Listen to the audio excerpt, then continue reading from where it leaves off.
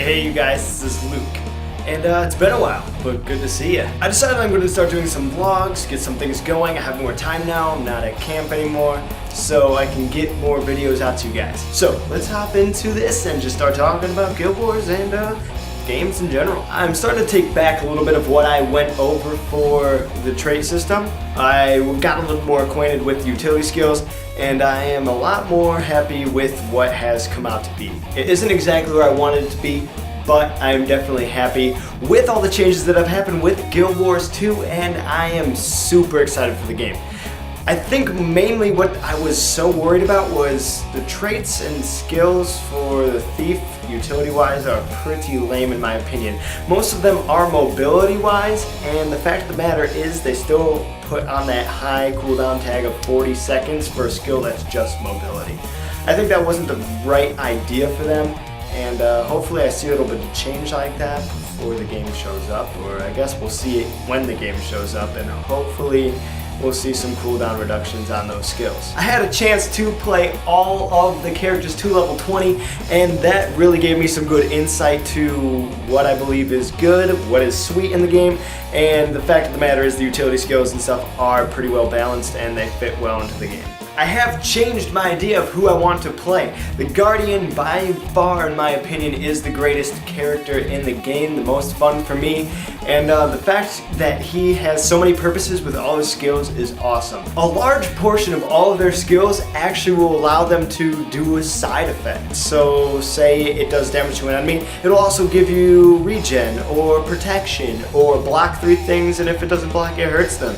It gives you all sorts of alternatives that there's really nothing wrong with them, you know what I'm saying? And they're gonna get a nerf. I think that the game itself will actually last a lot longer than I was anticipating.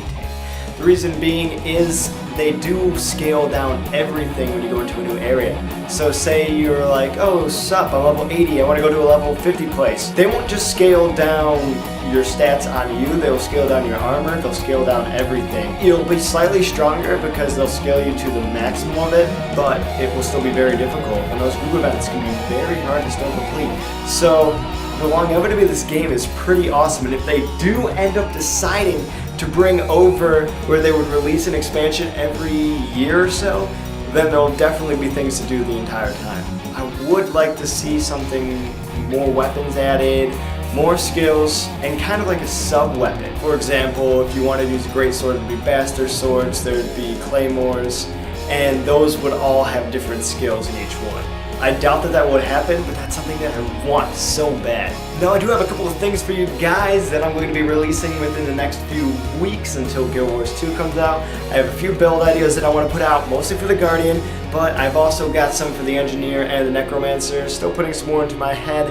I've kind of moved over to the more tanky side of things. I haven't been working on any classes that are mainly cloak and dagger, get out characters, because they seem a little bit difficult to use in Guild Wars at the moment. This might just be because of all the frame issues and things of that nature. We'll see what ends up happening. I will also be giving my full-on opinion of all the characters over the next course of the weeks, and it will be awesome just for you.